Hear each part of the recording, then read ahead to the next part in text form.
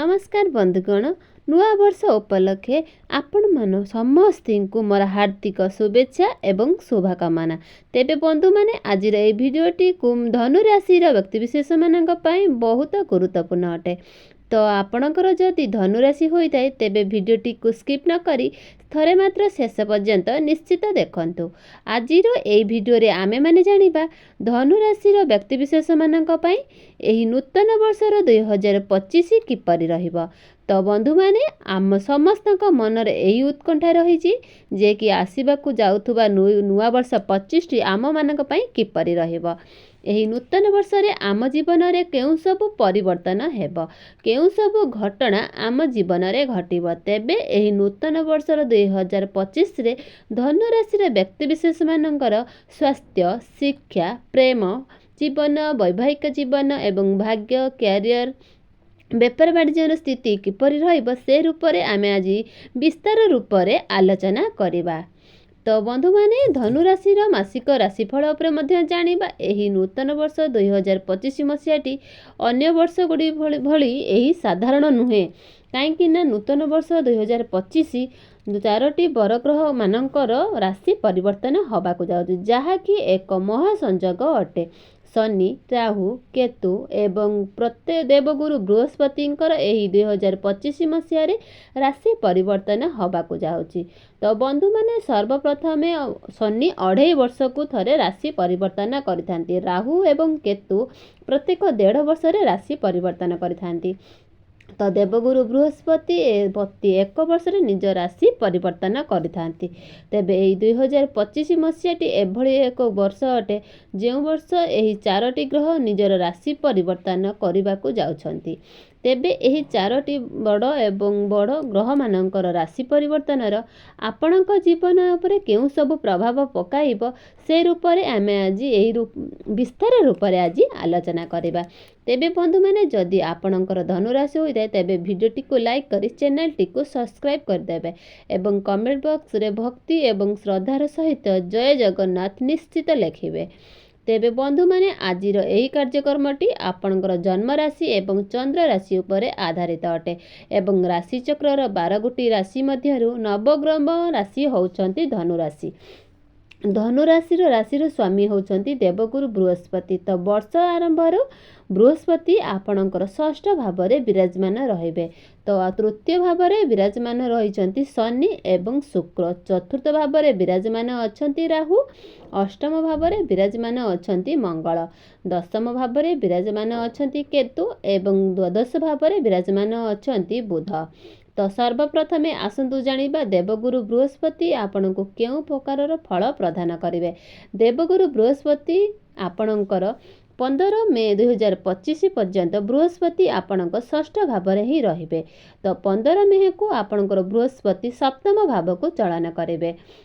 तेबे बंधु माने राशिर परिवर्तन होबाकू शुभ बोली मना जाय न थाए, कारण 15 मे 2025 पर्यंत बृहस्पति आपणक षष्ठ भाव रे ही रहिबे। षष्ठ भावटी होइथाए आपणक रोग एवं शत्रुर भाव।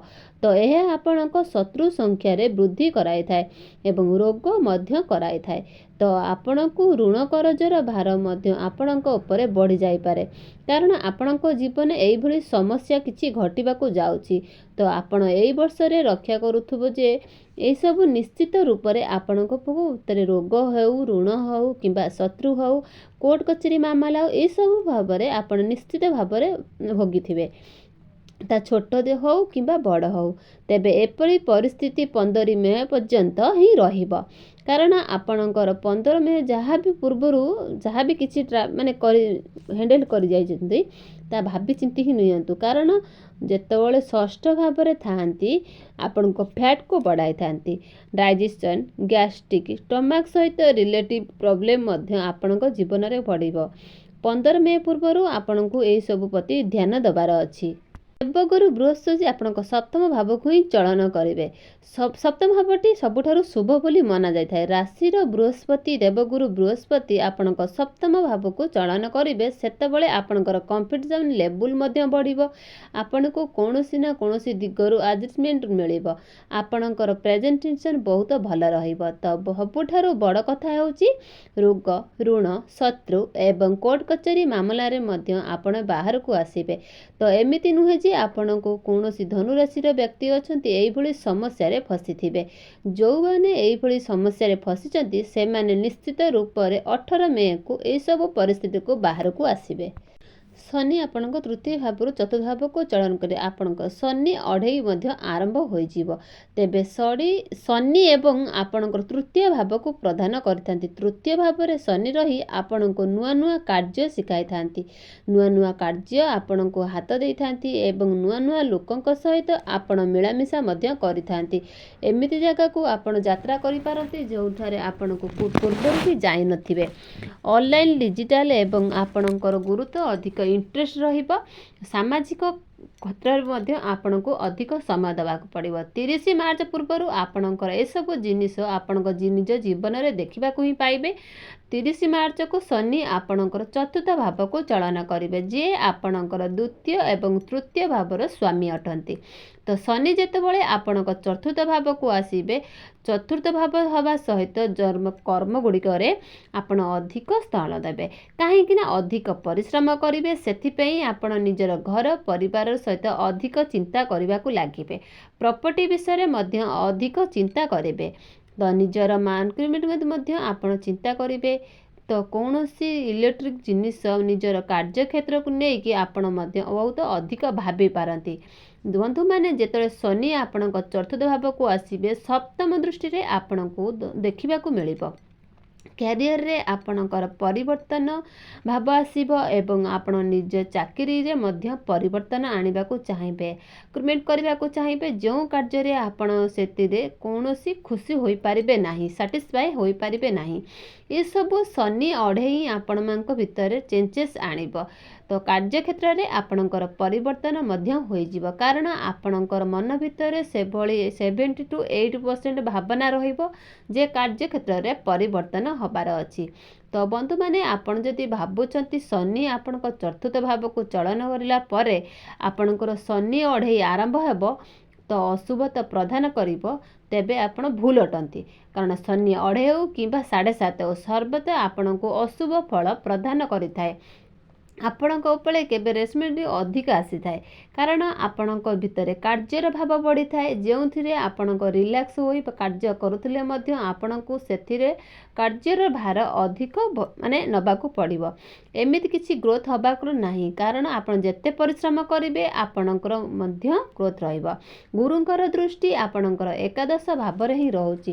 ତ ନିଶ୍ଚିତ ଭାବରେ ଆପଣଙ୍କର ଯେତେବେଳେ ଡିସ୍ପେନ୍ସେସନରେ ଆସିଲେ ମଧ୍ୟ ଆପଣ କ'ଣ କରିବେ, ସେଇ ହିସାବରେ ଗ୍ରୋଥ୍ ମଧ୍ୟ ହେବ। ତେଣୁ ଆପଣ ଏହି ସମୟରେ ଟିକେ ଅଧିକ ଚିନ୍ତାଗ୍ରସ୍ତ ରହିପାରନ୍ତି। ଆପଣଙ୍କ ପ୍ରପର୍ଟିକୁ ନେଇକି ହେଉ କିମ୍ବା ଆପଣଙ୍କର ଭୂମି, ଜମି, ଯାନବାହନକୁ ନେଇ ହେଉ, ଏସବୁ ନେଇକି ଟିକେ ଅଧିକ ଚିନ୍ତାରେ ରହିବେ। ଶନିଙ୍କର ଦୃଷ୍ଟି ଆପଣଙ୍କ ଚନ୍ଦ୍ରମା ଉପରେ ହିଁ ରହୁଛି। ଛୋଟ ଛୋଟ କଥାକୁ ନେଇକି ଆପଣ ବହୁତ ଅଧିକ ଭାବିବେ। ଆପଣଙ୍କ ଭିତରେ ଓଭର ଥିଙ୍କିଂ ବଢ଼ିଯିବ। ଆପଣଙ୍କର ଡିସିସନ୍ ପାୱାର ମଧ୍ୟ ବଢ଼ିଯିବ। ଯେଉଁ ଜାଗାରେ ଯେଉଁ ଡିସିସନ୍ ନେବା କଥା ଆପଣ ତାହା ନେଇପାରିବେ ନାହିଁ, କାରଣ ଶନିଙ୍କର ଦୃଷ୍ଟି ଯେବେ ଆପଣଙ୍କ ଚନ୍ଦ୍ରମା ଉପରେ ପଡ଼ିଥାଏ, ତ ଆମ ଭିତରେ ଡିସିସନ୍ ପାୱାର କମିଯାଇଥାଏ, ଓଭର ଥିଙ୍କିଂ ମଧ୍ୟ ବଢ଼ିଯାଇଥାଏ। ତ ଶନିଙ୍କର ଦୃଷ୍ଟି ଆପଣଙ୍କ ଷଷ୍ଠ ଭାବରେ ମଧ୍ୟ ପଡ଼ିବ, ଯାହାଫଳରେ ଆପଣଙ୍କର ଶତ୍ରୁ ସଂଖ୍ୟା ବୃଦ୍ଧି ହୁଏ। ତେବେ ଶତ୍ରୁ ଆପଣଙ୍କର କୌଣସି କ୍ଷତି କରିପାରିବେ ନାହିଁ, କାରଣ ଆପଣଙ୍କର ଯେତେବେଳେ ଶନି ଅଢ଼େଇ ଆରମ୍ଭ ହୋଇଯିବ, ଶନି ଆପଣଙ୍କ ଚତୁର୍ଥ ଭାବକୁ ଚଳନ କରିବେ, ସେତେବେଳେ ଆପଣଙ୍କ ଉପରେ ରେସ୍ପନ୍ସିବିଲିଟି ଅଧିକ ଆସିବ, କାରଣ କାର୍ଯ୍ୟର ଭାର ଅଧିକ ଆସିବ। ଆପଣଙ୍କ ମଧ୍ୟରେ ଓଭର ଥିଙ୍କିଂ ମଧ୍ୟ ବଢ଼ିଯିବ। ତ ବନ୍ଧୁମାନେ, ଶନି ଅଢ଼େଇ ଭିତରେ ଆପଣଙ୍କ ଉପରେ କ'ଣ ସବୁ ପ୍ରଭାବ ପକାଇବ, ଆପଣଙ୍କ ଜୀବନରେ କ'ଣ ସବୁ ପରିବର୍ତ୍ତନ ହେବ, ସେ ବିଷୟରେ ଆପଣମାନେ ନିଶ୍ଚିତ ଆଗକୁ ଦେଖିବେ। ତ ଆପଣ ଚାହିଁଲେ ବି ସେ ଭିଡ଼ିଓ ମଧ୍ୟ ଆପଣ ଦେଖିପାରିବେ। ତ ଏବେ ଆସନ୍ତୁ ଜାଣିବା ଆପଣଙ୍କର ରାହୁ କେତୁ ଆପଣଙ୍କ କେଉଁଭଳି ଫଳ ପ୍ରଦାନ କରିବେ। ତ ରାହୁ ଆପଣଙ୍କର ଚତୁର୍ଥ ଭାବରେ ବିରାଜମାନ ଅଛନ୍ତି ଏବଂ କେତୁ ଆପଣଙ୍କର ଦଶମ ଭାବରେ ବିରାଜମାନ ଅଛନ୍ତି। ତ 18 ମେ 2025କୁ ରାହୁ ଆପଣଙ୍କର ତୃତୀୟ ଭାବକୁ ଚଳନ କରିବେ ଏବଂ କେତୁ ଆପଣଙ୍କର ନବମ ଭାବକୁ ହିଁ ଚଳନ କରିବେ। ଏହା ମଧ୍ୟ ଧନୁରାଶିର ବ୍ୟକ୍ତିବିଶେଷମାନଙ୍କ ପାଇଁ ବହୁତ ଭଲ ପରିବର୍ତ୍ତନ ଅଟେ, କାରଣ ବହୁତ ଭଲ ପରିବର୍ତ୍ତନ ହିଁ ଅଟେ। 18 ବର୍ଷ ପରେ ରାହୁ ଆପଣଙ୍କର ତୃତୀୟ ଭାବକୁ ହିଁ ଚଳନ କରିବେ, କେତୁ ଆପଣଙ୍କର ନବମ ଭାବକୁ ହିଁ ଚଳନ କରିବେ। 18 ମେ ପୂର୍ବରୁ ଆପଣଙ୍କର ମଙ୍ଗଳ ସ୍ୱାସ୍ଥ୍ୟରେ ଟିକେ ମାଙ୍କର ସ୍ୱାସ୍ଥ୍ୟରେ ଟିକେ ଦେଖିବାକୁ ପାଏ। ଯାହା ବି କାର୍ଯ୍ୟ ଆପଣ କରିବାକୁ ଚାହୁଁଛନ୍ତି ସେଥିରେ ବାଧା ବିଘ୍ନ ସମ୍ମୁଖୀନ ହେବାକୁ ପଡ଼ିବ। ବର୍ତ୍ତମାନ ଆପଣଙ୍କୁ ଏଭଳି ସମସ୍ୟା ଦେଇ ଗତି କରୁଛନ୍ତି ଯେ 18 ମେ 2025 ପୂର୍ବରୁ ଆପଣଙ୍କର ସୁଖ ସୁବିଧାରେ ବାଧାବିଘ୍ନ ସୃଷ୍ଟି ହୋଇପାରେ। ଆପଣ ଯେତେବେଳେ ବନ୍ଧୁମାନେ କେତୁ ଯେହେତୁ 2025 ପୂର୍ବରୁ ଆପଣଙ୍କ ଦଶମ ଭାବରେ ରହୁଛନ୍ତି, କେତୁ ହେଉଛନ୍ତି ଅତୃତ ଗ୍ରହ, ତ ଆପଣ ନିଜର କାର୍ଯ୍ୟକ୍ଷେତ୍ରରେ କେବେ ସାଟିସ୍ଫାଏ ହୋଇପାରିବେ ନାହିଁ। ଆପଣଙ୍କ ମନରେ ସର୍ବଦା ଅସନ୍ତୁଷ୍ଟ ଭାବ ରହିବ। ଆପଣଙ୍କ ଉପରକୁ କୌଣସି କାର୍ଯ୍ୟର ଭାର ଆସେ ତ ସେଥିପାଇଁ ଆପଣ ଡରି ମଧ୍ୟ ଯାଇଥାନ୍ତି। ଆପଣ ଭାବନ୍ତି ଯେ ଏହି କାର୍ଯ୍ୟ ମୁଁ କରିପାରିବି ନାହିଁ, ଏହି କାମ ମୁଁ କରିପାରିବି ନାହିଁ, ଆପଣ ହାର ମାନିଯାଆନ୍ତି। ବନ୍ଧୁମାନେ ଏମିତି ସବୁ କାର୍ଯ୍ୟ ନାହିଁ ମଣିଷ କରିପାରିବ ନାହିଁ, ତାହା ଆମର ଚିନ୍ତାଧାରା ଉପରେ ହିଁ ନିର୍ଭର କରିଥାଏ। ତ ଯଦି ଗୋଟିଏ ଛୋଟିଏ କଥାକୁ ନେଇ ଆପଣ ଡରି ଯାଇଥାନ୍ତି ତାହାକୁ ଆପଣ କରିପାରିନଥାନ୍ତି। ତ ଗୋଟିଏ ବଡ଼ କାର୍ଯ୍ୟକୁ ଆପଣ କରିବାର ଇଚ୍ଛୁକ ରଖିଥାନ୍ତି, ତେବେ ନିଶ୍ଚିତ ରୂପରେ ସେ ବଡ଼ କାର୍ଯ୍ୟଟିକୁ ଆପଣ ନିଶ୍ଚିତ ପୁରା ସମ୍ପୂର୍ଣ୍ଣ ଭାବରେ ଭଲ ଭାବରେ କରିପାରିବେ।